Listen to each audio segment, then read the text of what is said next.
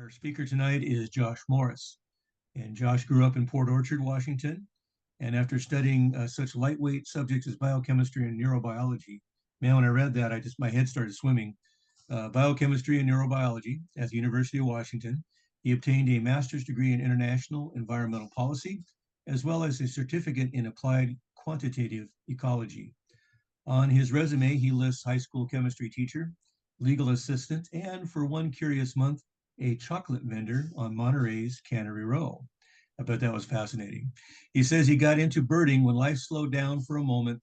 Grad school had ended, and my partner and friends had moved for work.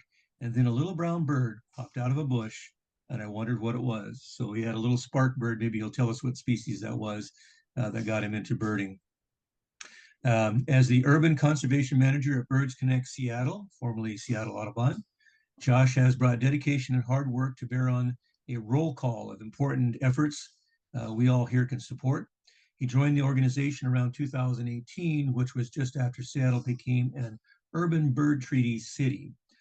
Josh became coordinator of Seattle Urban Bird Treaty City Coalition, and he also serves on Seattle's Urban Forestry Commission, where he is one of 13 commissioners in the role of an NGO non-governmental representative.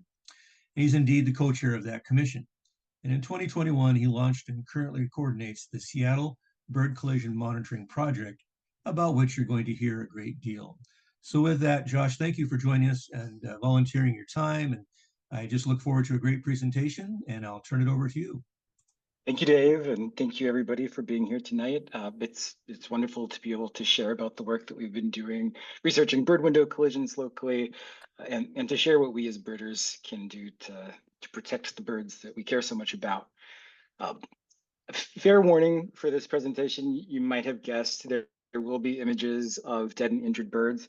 And if that's not something that you are interested in seeing, please take care of yourself. It's not my intention to show these images flippantly or lightly, but I do think it's important for us to see the damage that our built environment inflicts on living creatures that experience pain. And so that's the reason why I think it's important to look at these. And so if that doesn't feel like a good fit for you this evening, I won't be offended if you need to log off. But did just want to warn you in case that does not feel good for you right now. Just to give you a Josh. Oh yeah, sure. Oh, I'm sorry. Apparently your slides are showing up. If there's anyone that's not seeing the slides, would you put that in the chat? But otherwise, thank you, Matt. It sounds like everything's fine. All good. Okay, thanks, Elaine. So just outline of what I wanted to cover very at a high level here. Bird window collisions, what are they? What am I talking about? Why are they happening? What happens when they happen to the birds? And what, if anything, can we do about it? So just so that we're clear on what we're talking about when I say bird window collision, I wanted to make sure that we could experience one together. There's not a lot of footage of bird window collisions because they happen randomly, but if you do search YouTube, you can find a video. This one is titled "Crazy Birds Hit Windows Over and Over Again." So I'm going to go ahead and play this video. Fast forward to the part where crazy bird hits a window. All right, so that's what I'm talking about. It's a bird who's flying at high speed, who is apparently unable to see the glass in front of it and flies into it very quickly, injuring or killing itself. So that's what we're talking about. And why does that happen? Well, you can also go to YouTube to look for some answers. But I thought it was actually pretty interesting to take a look at what other people, YouTube commenters, were thinking about it. One, the title, Crazy Bird, maybe the birds are crazy. Is that why they're hitting windows? There's some cultural explanations. Birds are warning you that someone's going to pass away. It's either death or there's a demon in your house. Some people think that this happens when your house is haunted. One person, Owen Lowe 1204, suggests that it means your windows are perfectly clean. Even birds cannot spot them with their eyes. Hope Wade 3158 explains that they do that because they see the reflection and they are territorial, and I think it's another bird, so perhaps territorial aggression. Drunkenness in birds, thinks Ritz Cheese 7641. Splatoonify thinks perhaps it's something inside like food or itself, and then it will just try to fly because they can't see the window. Um, and then Matuli, I think if they see reflected sky, it usually seems to be when they're flying upwards anyhow. And then K1M 2004, birds and humans can't see glass.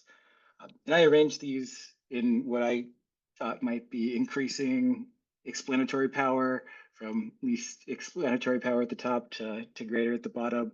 I just wanted to go through a couple of these individually.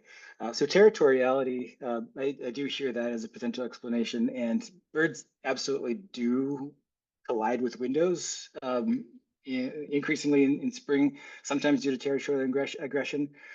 Here's a video of that.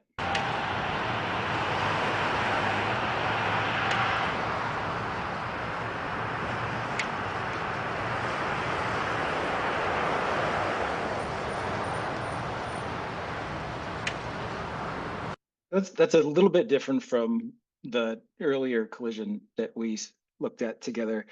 This one is at closer range. It's slower. It's repeated, and it's not apparently injuring the bird at all. And if this may be detrimental, it may be distracting it from defending its territory against other actual competitors.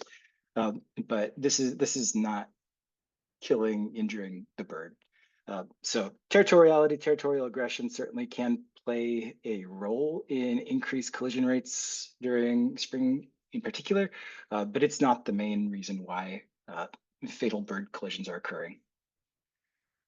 Another potential explanation is the drunkenness in birds, and this is documented, particularly in species like cedar waxwings that will gorge themselves on berries after they've been on the vine for a bit. So just put a quote in here from a paper that, or the abstract from a paper that did find that cedar waxwings that had gorged themselves on some fermented berries did fatally collide in big numbers in one particular instance. So it does happen, but again, this is not the leading contributor to why bird window collisions are occurring, but it certainly does happen to some birds. Another explanation, the birds and humans can't see glass. And I kind of like this one, and it's true, humans can't see glass. I was just at the new ferry terminal downtown, and they actually had applied some what I would consider bird collision deterrent treatments to the inside of the terminal to help people see the glass so they wouldn't run into it. But here's a picture of a tree in Volunteer Park. I took this picture of a tree, but if you zoom out, it's actually just a reflection of the window in the Seattle Asian Art Museum. So it's true, we're not really seeing glass. We are seeing the reflections in it, and then also seeing the architecture and building around it, and interpreting all of that together to understand that there's an invisible barrier that we probably shouldn't walk into. But birds are unable, apparently, to make that same type of interpretation, taking in all the surrounding contextual clues. And so perhaps rephrasing this a little bit more accurately, because maybe they can see glass, they at least behave as if they can't see glass. And so that's one of the big things that we're operating under off here, is that birds behave as if they can't see glass. And there's probably a host of reasons why that's true. And the visual system of birds is similar in many ways to human visual systems, in that they're highly visual creatures with color vision, excellent color vision. However, it's also very different in other ways. One of those is our field of view and depth perception. Humans, we have excellent binocular vision and a relatively shallow field of view. So kind of an illustration of a human binocular field of view in this darker green, and then the rest of our field of view doesn't quite wrap around to the back of our heads as much as it does for birds, but we are able to move our eyes in our orbits and gauge depth relatively well, whereas for birds, who are often needing to watch out all around them at all angles for predators, their binocular visions, the fields of view for their binocular visions are much narrower, and they have such large eyes that they aren't able to move them in their head very often. They're mostly fixed. And so what this means is I've heard it described as humans experience the world as something that is in front of us and that we are moving into, whereas for many birds, songbirds in particular, that have these larger fields of view with less binocular vision, that the world is something that they are immersed in, that they are moving through. And so that just means that what we are perceiving, we focused forward, and when birds are moving forward, they're not necessarily looking directly in front of them or focused directly in front of them. So that can make it difficult for them to distinguish reflections from reality, or to understand the invisible barrier that glass is posing. There are a lot of other factors beyond the visual system. So I'm lumping that into a physiological reason here, that depth perception, the limited eye movement in orbits. Their visual system is also, their acuity is based on movement a lot of the time. Behavioral reasons or factors are also correlated with increased collision risk. So whether or not a bird is migratory, having to travel large distances through urban areas, large flocking behavior can sometimes cause mass collision events. Foraging and hunting preferences, so edge species often experience greater collision vulnerability just due to increased contact with structures in the urban landscape. Escape behaviors, if to flee quickly in a straight line from a predator, that can cause issues with collisions. Territoriality, as we looked at, phototaxis, birds, especially migratory birds, many of them have evolved to move towards light, use celestial cues in navigation for migration. That creates a beacon effect that we'll take a look at a little bit later on, that also contributes to collision risk. There are environmental factors too, just increasing urbanization and the artificial light at night, which can confuse and disorient birds.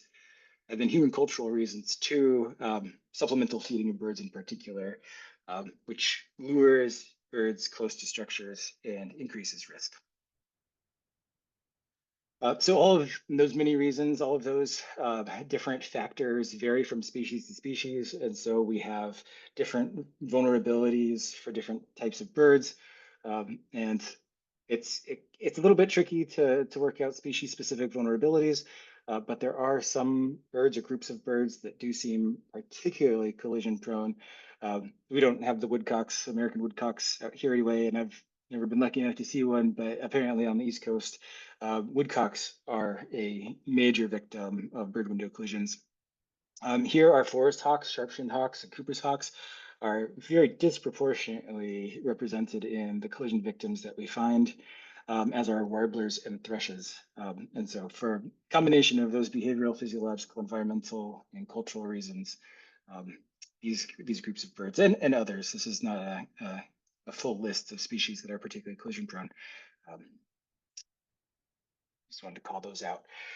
So what happens when birds collide with windows? There's three possible, well, maybe more, but three disposition or outcomes that could occur.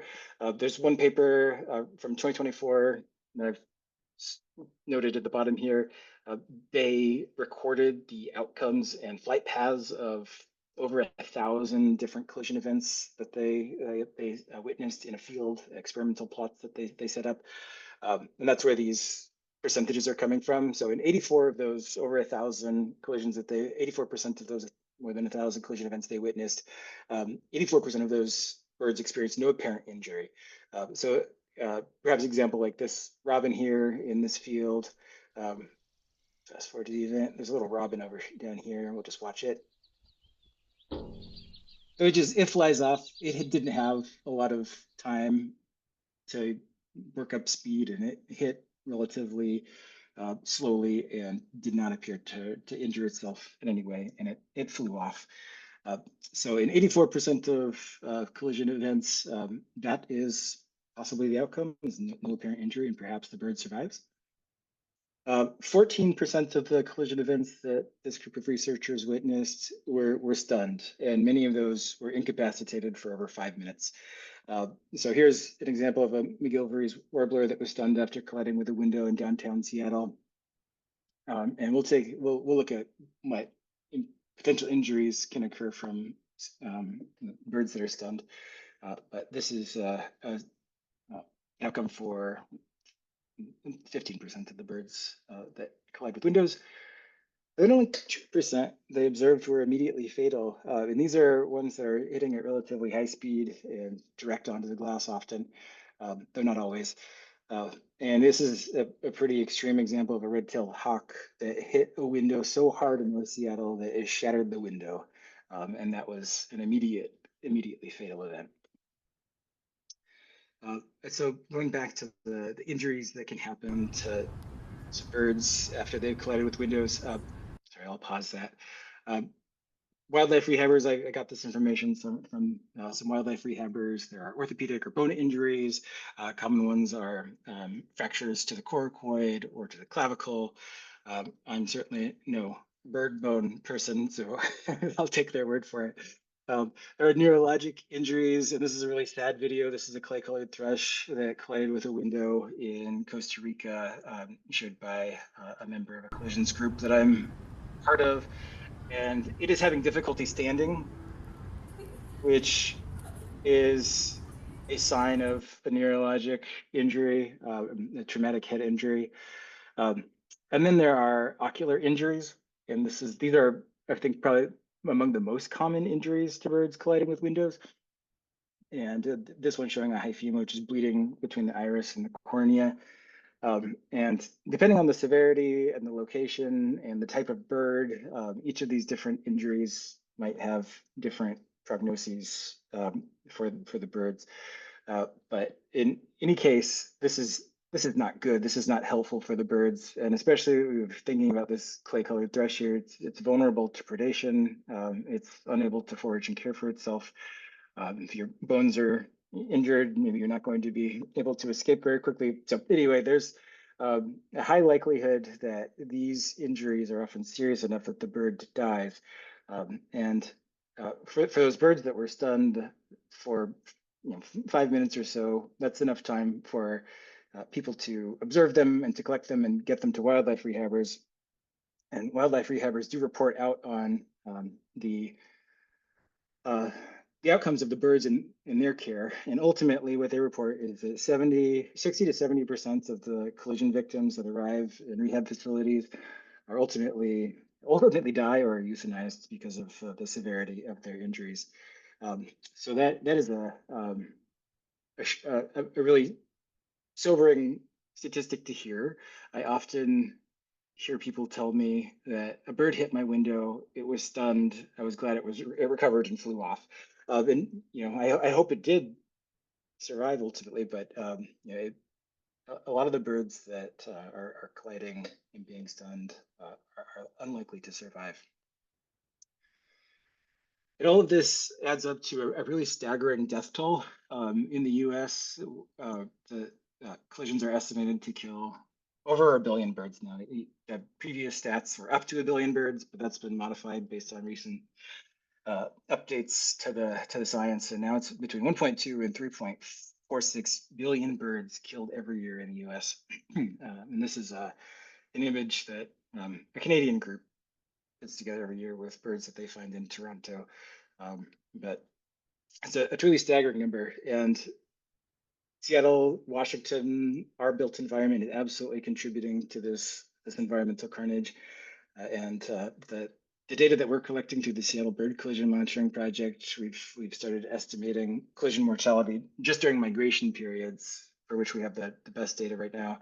And there we're finding as probably between 30,000 and 80,000 birds are dying just in Seattle during migration periods. So that's just spring and fall migration.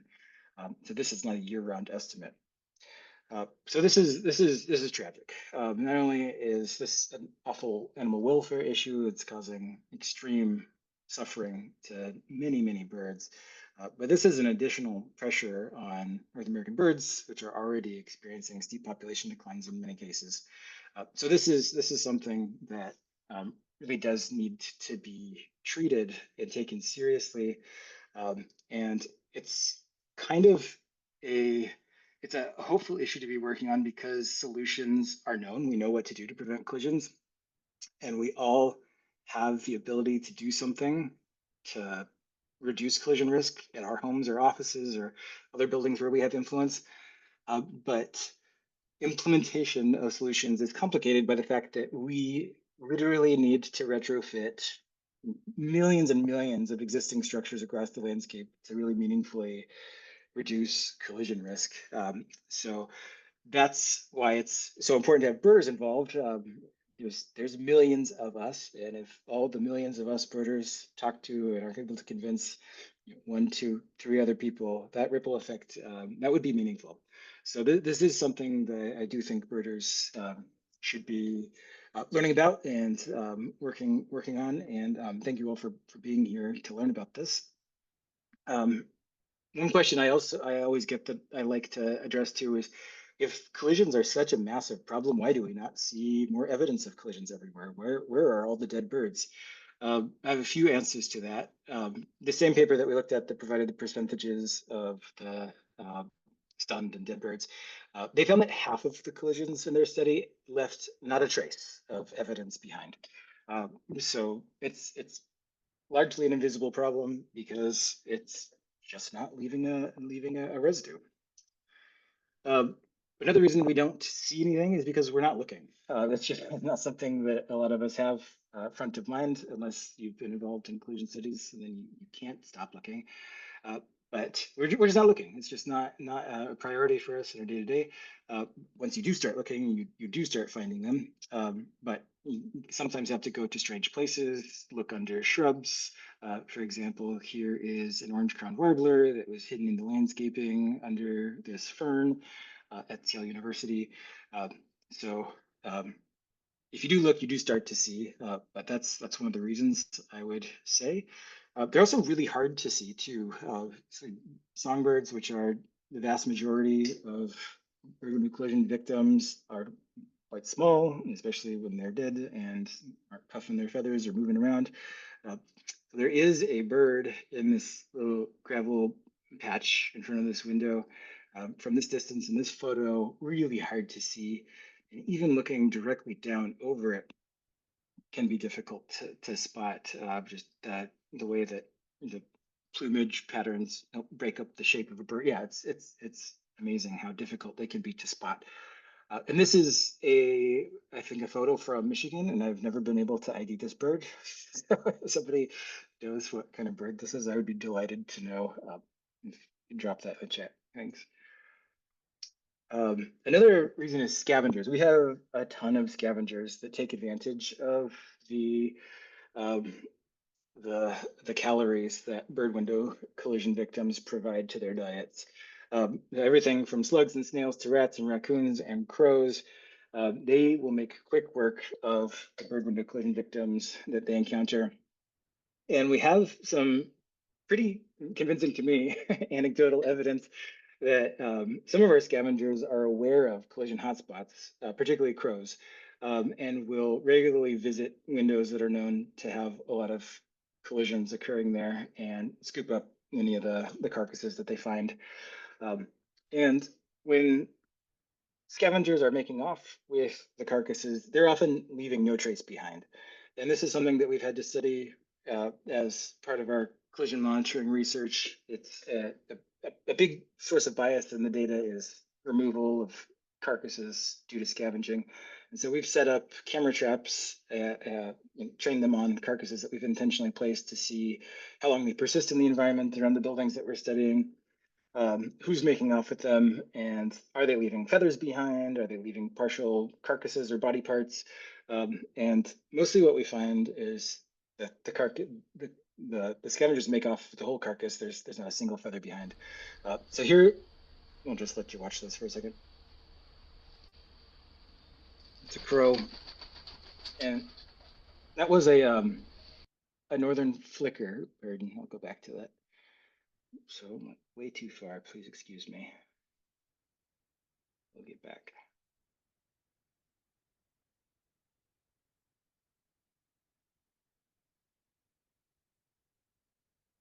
Thanks for your patience. All right, so a crow, that's a northern flicker. This was in my little alley by my house, and I was surprised. The crow was able to make off with the entire northern flicker body without leaving a single feather behind.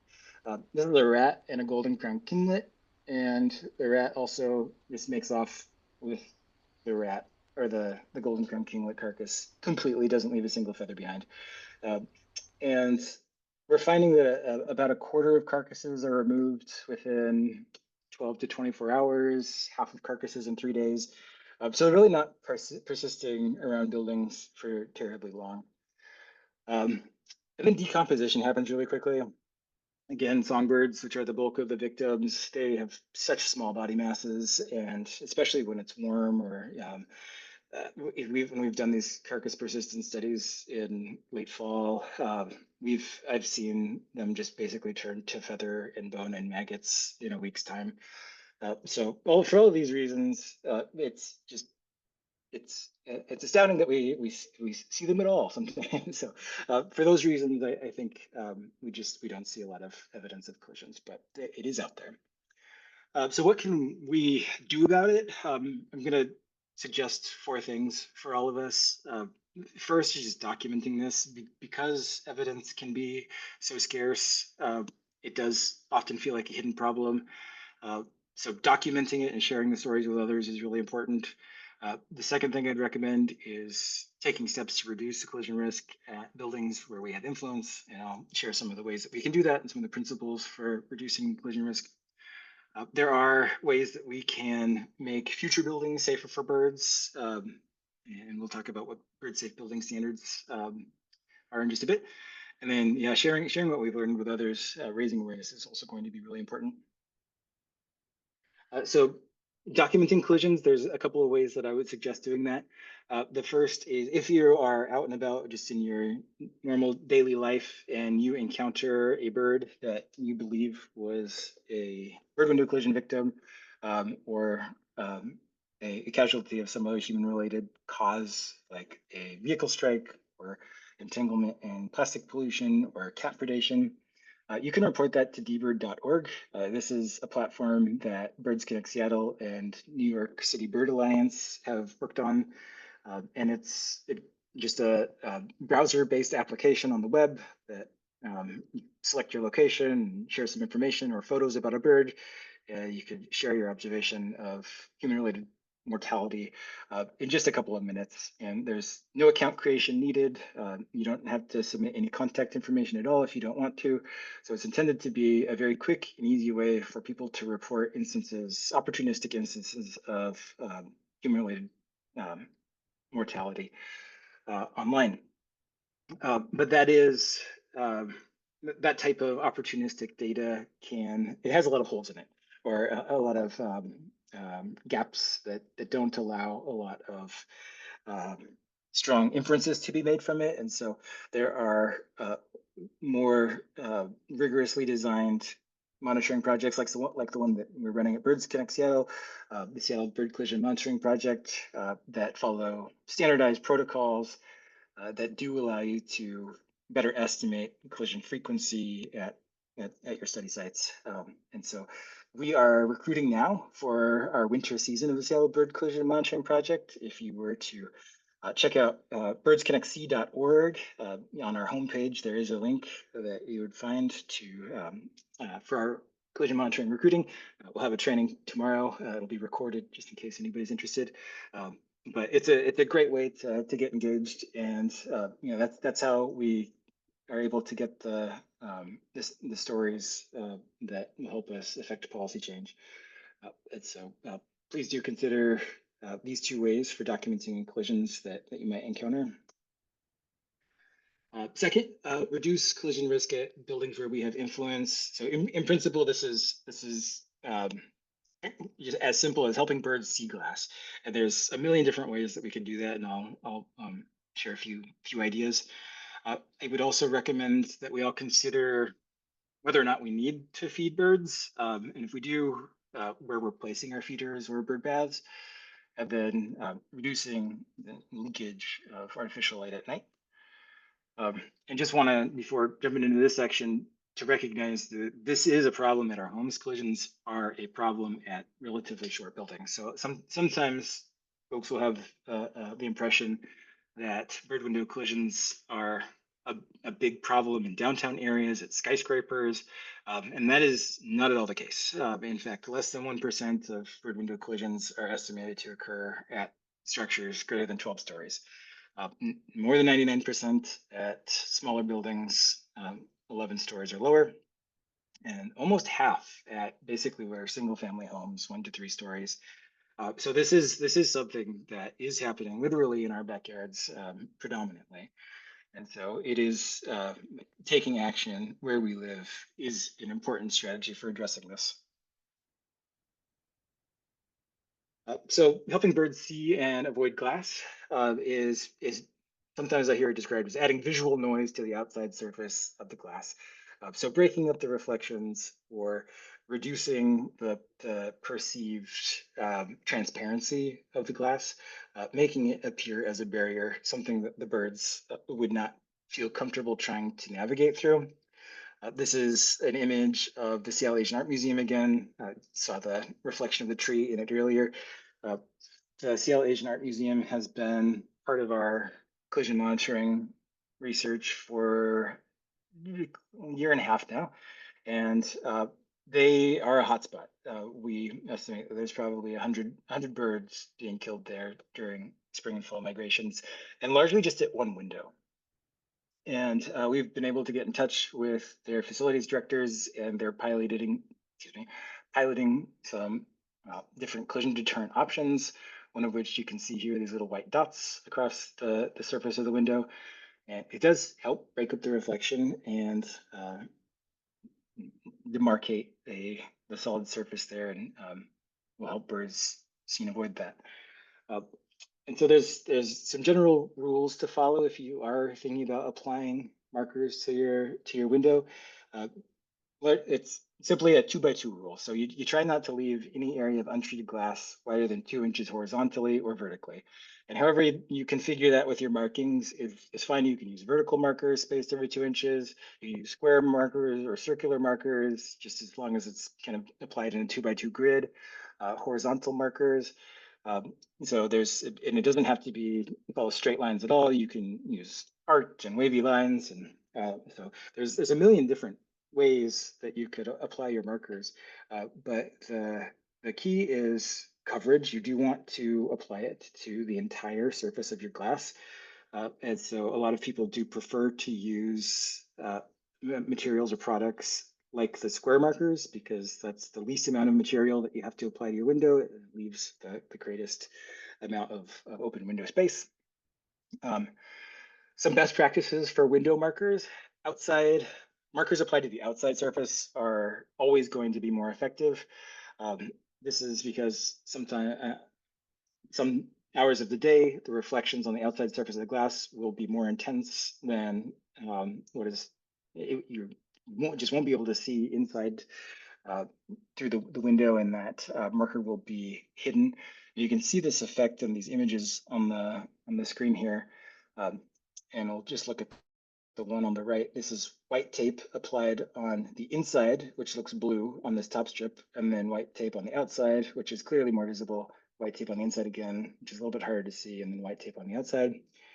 And then here we have some black tape applied on the outside at the top here, which is visible but less visible than the white. And then the black tape on the inside is hardly visible at all. And then it alternates again, outside, inside, outside.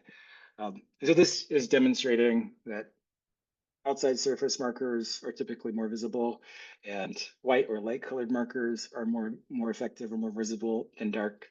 And researchers are finding that a minimum marker size of about 1/5 of an inch or 1/4 of an inch as kind of a minimum size for your marker. And this could be tape, this could be manufactured products. There are a number of those that are available. You could use a bar of soap. You just take some white soap and create streaks on the outside surface of your window. That can be a great option. I know that not all windows will be accessible from the outside without special crews or equipment. And so if you are experiencing collisions at windows that you cannot reach the outside of, perhaps something on the inside is better than nothing. And so whatever you're able to do is potentially what I recommend. But what about UV? UV products are, I think, in some people's minds, the holy grail of bird window collision deterrence. especially ultraviolet treated glass. One of the biggest reasons people cite for not wanting to put collision deterrents up is because it'll block their view. And ultraviolet is not visible to us, but the products are mostly not visible to us. And so there are even these window decals that are ultraviolet technology, visible only to birds. This is window alert, for example. And I don't recommend them. And even though many birds can see ultraviolet, and birds are so cool. This is just the peak wavelengths or the wavelengths of light that activate the color receptors in human eyes on the left.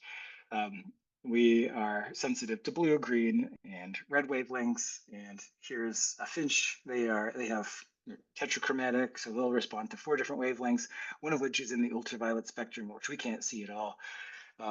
And so it is possible that you can design products that are visible to birds, that are totally invisible to humans, and that could be effective as collision deterrents.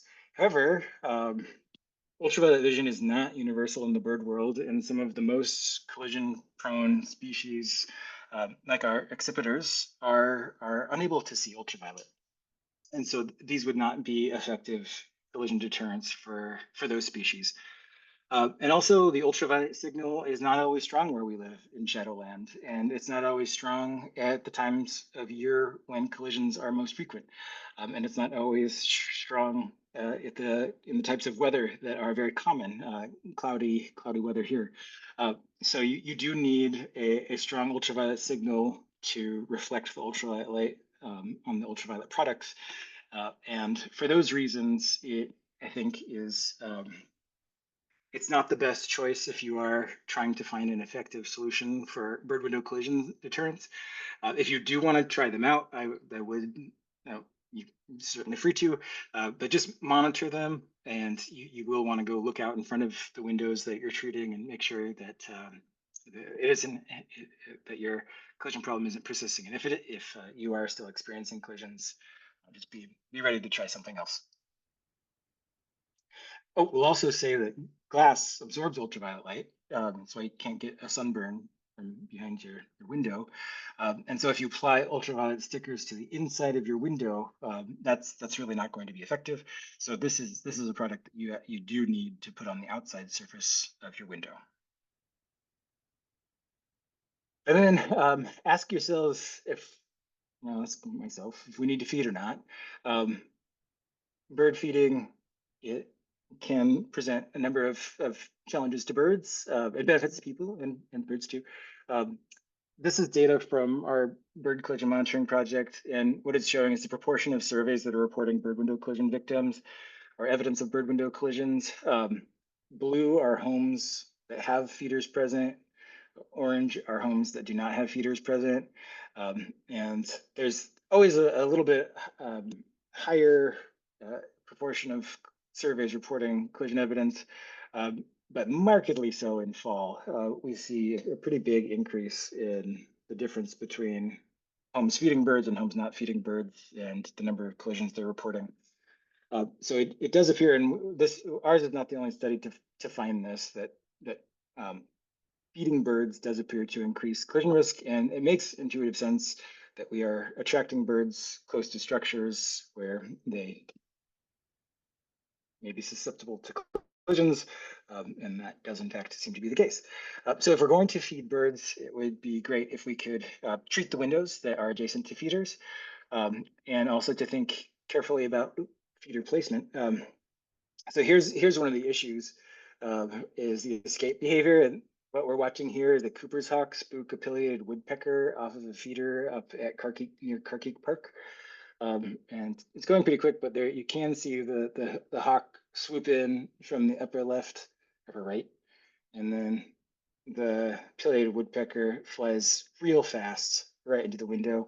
I do think I was told by Janine, who reported this, that she saw the same pileated, she believes, a couple of days later. So that one did appear to survive. But that's one of the issues, is that your birds are going to get spooked off by a predator and then just flee without looking right in front of them. And so you don't want to give them the opportunity to build up a lot of speed. So that's why we recommend placing your feeders very close to windows. So place your feeders within 3 feet or closer to a window. That way, if your birds are spooked off by somebody, they don't really have that much speed to get themselves into trouble with. And then just putting some other notes on here for feeder best practices, not related to collisions, but to rats and disease. Clean any feed that's spilling underneath your feeders every day, and then clean and disinfect weekly. Just throwing that out there.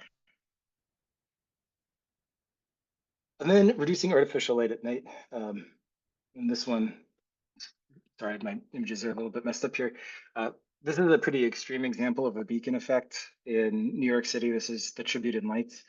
And every year around the anniversary of September 11th, they turn on 70,000 watts xenon bulbs and blast a light beam a couple miles into the sky. And it's beautiful, and it is very attractive to birds. And for whatever reason, they are lured to the light, and they will get lost and disoriented and continue to swirl in the beams until the beams are shut off, and then they'll dissipate. But that just kind of goes to show that, especially during migrations, that birds are sensitive to artificial light at night and to the overall sky glow of cities. And in fact, some of the earliest recorded bird window collisions with structures were at lighthouses. And so lighting and lit structures definitely exacerbate the issue. And so that's a relatively easy one for all of us to do a little part on. We can turn off outdoor lights when we're not using them. We can shield any outdoor lights that we're using. The temperature of the light bulbs that we're using too can help. So if we use what we call warmer color lights, and the temperature of a light is measured in kelvins or Ks here, and I hear people recommend anything less than 3,000 kelvins is safer for birds, so less blue light in the spectrum. And we can turn the intensity of our outdoor lights down and put them on timers. And this is also good for maintaining the magic of the stars too, and saving money. So we could all go lights out, and season really matters for this too. And it's particularly important, like I said, during migration. And these just a couple of charts of reports of bird window collisions in a couple of places, New York City and King County. And this is just to illustrate the point that in spring we see a spike of bird window collisions, and in fall we see a spike of bird window collisions. So going lights out during migration periods can be really helpful. And you can check tools like Birdcast, which is a product of Cornell Lab of Ornithology. They'll have migration forecasts, and you can know when a lot of birds are expected to be flying overhead on a given night, you can time your lights out activities around that. One thing to point out with reports in King County, that whereas on the East Coast, or New York City at least, where you see a huge spike in fall and then a pretty quick decline November, December, our collision rates kind of stay high in November, December, and it may be driven by varied thrush, which are highly vulnerable to collisions in our area, and a unique Pacific Coast species. So interesting to see that there might be some temporal differences in collision reporting patterns. And then advocate for bird safe building policies. We've got an active campaign right now. It's time for bird safe cities, we're calling it. Here's a QR code if you are sort of inclined to scan and send your elected officials an email. We are asking our city governments to adopt bird safe building standards, as dozens of other cities and states have already done. These would be requirements and changes to the building code that would require certain highly dangerous design features like transparent corners, or transparent railing, or parallel windows to create an illusion of fly-through conditions to meet bird safe building standards, or to be constructed with bird safe materials. And we have met, at least in Seattle, we've met with all of our council members and the mayor's office, and have a champion in District 6, Dan Strauss. He's agreed to sponsor some bird safe building legislation, but it's not done yet. So he could use a reminder, and I would love to remind him if you're in Seattle. But this is a generic form. You can, if you're not in Seattle, you could absolutely use it to send to your elected officials. We've gotten some interest from folks in Renton and in Shoreline, there's no city in Washington State yet that has bird safe building standards in place. So there is a potential bragging right there if you want your city to be the first. And then share what you learned with others. And like I mentioned earlier, birders, there are a lot of birders in the world. U.S. Fish and Wildlife estimates around 50 million or something in the U.S. If all of us just told 3 people, got 3 people to act, what an incredible difference for birds that would make. And so please do, if there's anything in here that you found surprising or interesting or heartbreaking, share that fact with somebody. Birds really do deserve better from us. I know you all know that. This little orange-crowned warbler is the first bird that I found through the collision monitoring project. And I thought that there was going to be, like, because we spent so much time designing the study and pairing and going out looking, and we don't, we find 1 bird every 50 surveys that we do. So it's not like we find a ton of birds. So it's a tremendous amount of work to find them. And I thought that when I found my first one, that I would feel some kind of excitement, because that's the reward structure of the activity. No, heartbreak. It was absolutely gutting, and just to see this beautiful little creature that had flown up from Mexico and just died because it hit a window because we didn't consider it in the way that we built our buildings. And so I will stop there, and I'm of course happy to answer any questions that folks may have had. But yeah, thank you again to Dave and to Elaine and Jody and everybody at Washington Ornithological Society for the invitation to present. I'll stop there and take questions. Thank you, Josh. I have a feeling that my audio is on the blink. I'm sorry if it's coming across badly. Loud and clear. That was terrific. I always find it's a great measure of how well a topic is presented when there are no questions. I sprinkle in the chat invitations for folks to put questions in, and we have absolutely 0. So that's how well you presented your topic. If there is anyone who would like to simply unmute and speak up, please feel free to. This is Ray. Can you hear me? Hi, Ray. Yes, Ray. Yeah, Ray White. You had a graph of the amount of deaths or collisions per type of building, and you had 44% for residences. These are 1, 2, and 3 stories, I suppose, and then you had 56% for buildings of from there on up to 11 stories. Well, if you calculated for each of those types of buildings, the collisions per 1,000 square meters of window space, I think it would look much different. You'd probably have a tremendously greater amount of collision in the 4 to 11 story buildings, because they aren't. I'll bet that they're not as abundant as the residences.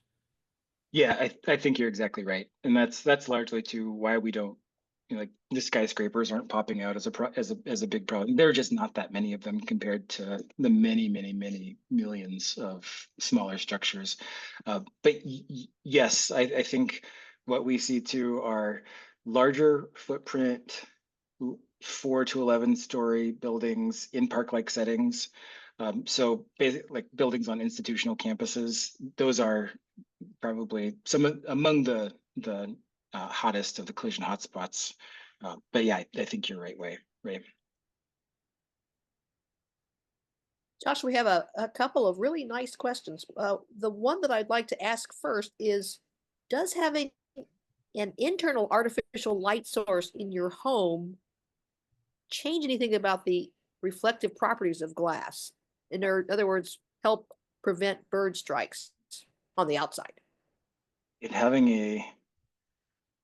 So maybe I didn't quite understand. Could you repeat that, Elaine? Oh, I'm sorry.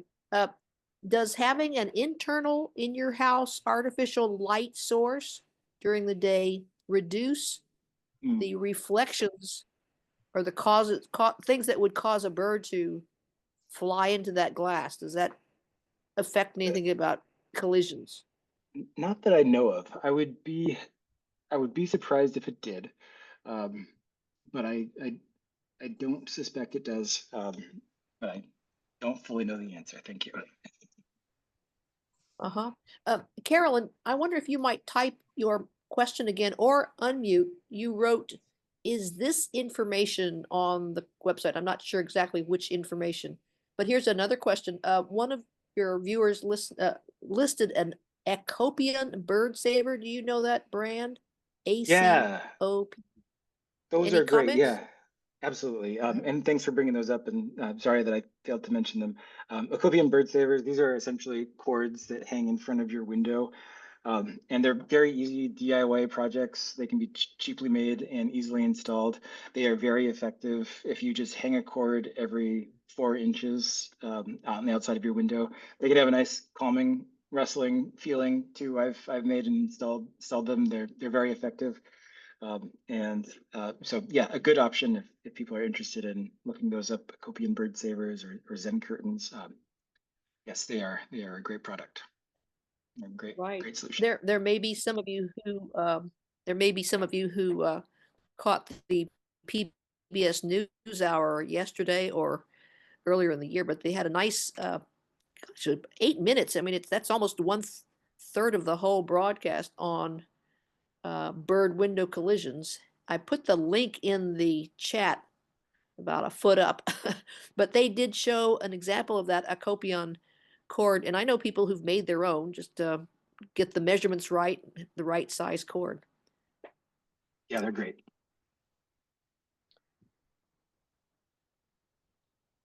Carolyn, let's see. Ooh, sorry, something else came in there. Carolyn was asking is if the information that you're providing is available for writing to elected officials, that's data and so on. Carolyn, I would say, of course, we're going to have the recording up. That might not be a real easy way, but if you want to write to Josh, I'm sure he would share with you directly some of the graphs and so on. His email is in the chat. If you'd like it another way, I'd be glad to. Yeah, we do have a lot of information Does online on a preventing there was collisions another page. Good, good. I'd like to, maybe in yes, 2 months or 4 months when I get a chance to write to elected officials, if I can just kind of find some of this information, like, with some data and some, some of the solutions that are being proposed and tell them, then I can explain it to them better. So that's what I'm looking for. Yeah, and I have a policy brief that I put together. I Okay. can happy to share that. Okay, thanks so much.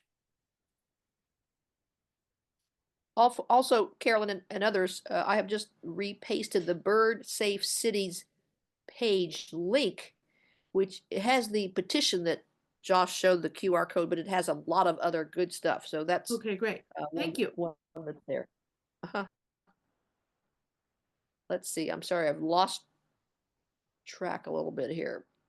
Let's see. Andrew Thomas says, at my house the other day, a peregrine falcon decided to fly by and caused all the house finches and goldfinches to disperse. A house finch collided with the window and was dazed for 45 minutes.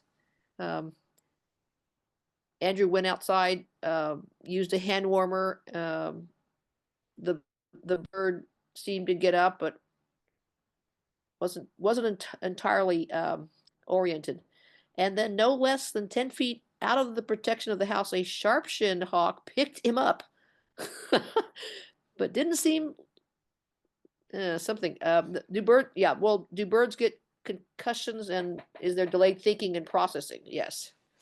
Absolutely. Yeah. And that one researcher asked me to imagine what it would be like if I ran headfirst 20 miles an hour into a brick wall, and I certainly would have delayed processing afterwards. And so, especially if the bird is out for 45 minutes, that sounds like it was probably pretty significant.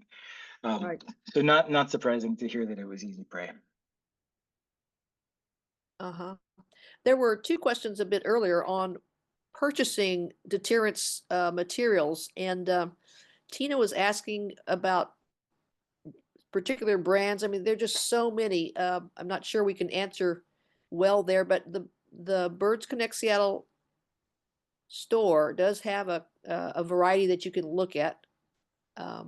Anything Yeah. more to say there?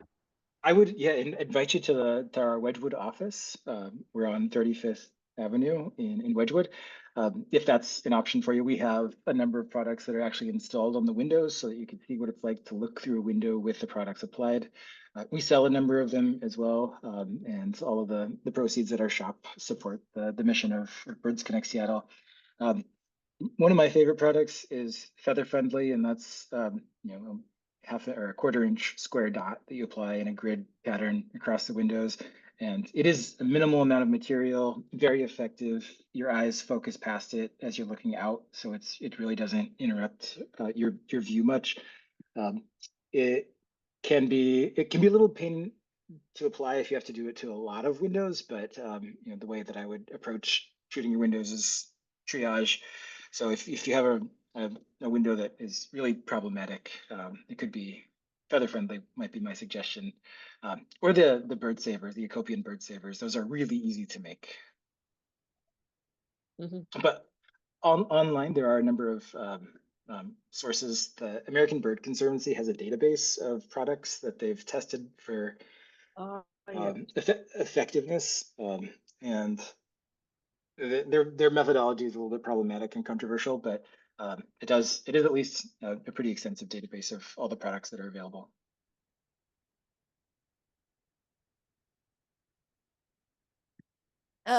Josh, I know you have been a strong force in the advocacy world with regards to lights and building construction and so on. Could you tell us a little bit about what you and your team have done? Yeah, we're telling the stories. Basically, we've needed to before we launched the collision monitoring project, most of the research on collisions had been done on the East Coast, or at least east of the Mississippi, and we had a handful of studies and nothing really from Washington. So we've been running this collision monitoring project for 4.5 years now, and now have a data set that's maturing, and we're able to get some insights from it. And being able to say something like 30 to 80,000 birds are killed in Seattle just during migration, people start to listen because it's now a local story. And so that's been immensely helpful to us. And we are meeting with our elected officials, and we are working to get bird safe building considerations into a number of different urban planning instruments, including the comprehensive plan, citywide legislation, operational plans for city departments. So there's a number of different ways that we're trying to integrate bird safe building requirements into the way the city of Seattle operates and requires new buildings to be built, and incentivizes existing structures to retrofit. And it's kind of a grind of just a lot of meetings and convincing people and writing letters. And so it really does help to have new voices writing in and emailing and being willing to join meetings when times come.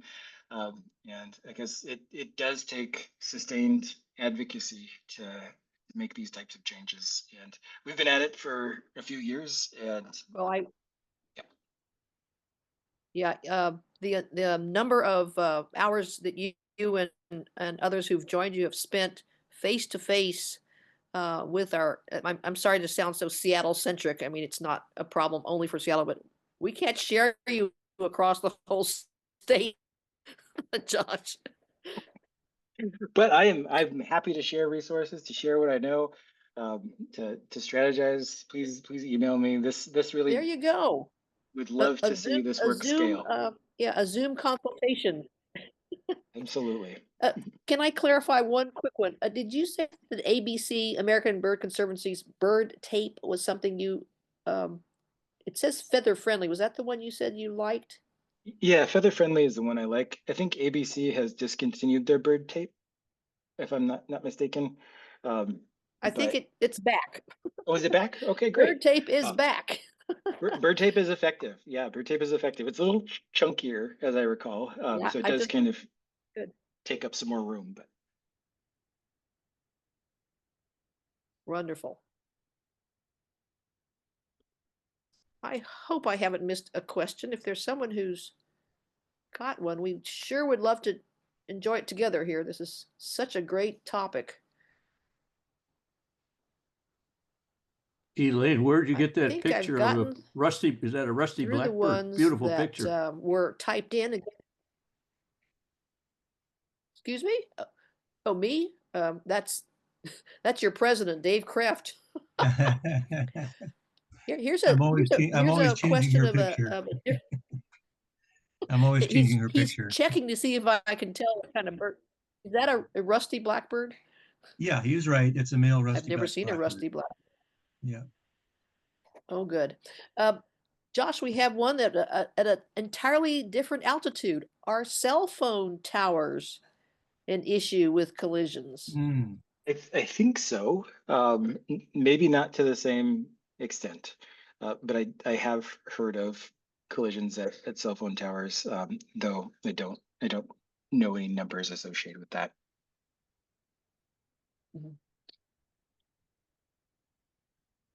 I think I started, but then I must have changed my mind. There was a program that aired.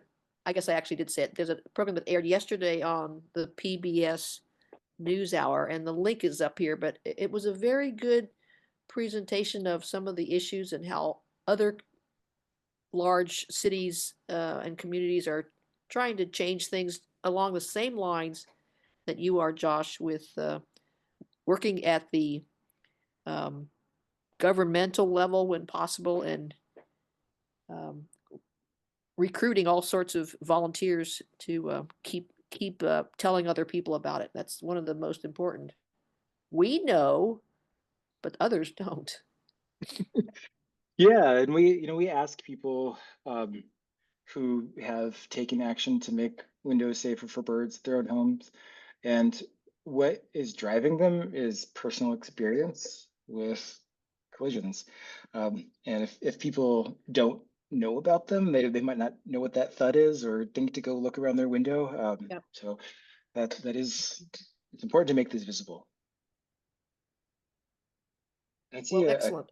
question from Frank. Do birds hit windows at night in Oh, buildings that are not lit? That is not as big of a problem as I understand it, but I wouldn't want to say no definitively or categorically.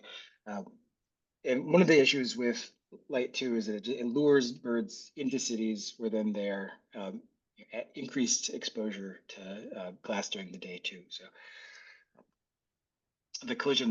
most collisions are happening during the day.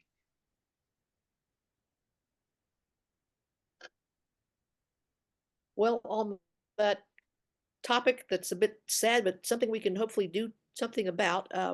Josh, we can't thank you enough. It's been wonderful to have your expertise and uh, clarity in what's going on out there and what we can do about it. Well, thank you again There is for having me. there is a last question that just got plopped in. Any suggestions on how to approach our local university to address this issue? I'm not sure which local university that is, but that's Well, always a great topic when there's a. this is good news because University of Washington adopted last spring a bird safe building policy. So all bird safe buildings, at least at UW now, will have to meet bird safe All building right, Monique. requirements. So It's okay. we can pass that policy on to our other institutions who may feel some competitive spirit. Oh boy, take that Take that, Monique. Washington State University, look out. Oh, gosh. Well, once again, thank you. Thank you so much, Josh. We're going to go forward into the new year with new determination here. Thank you, everybody. Happy New Year.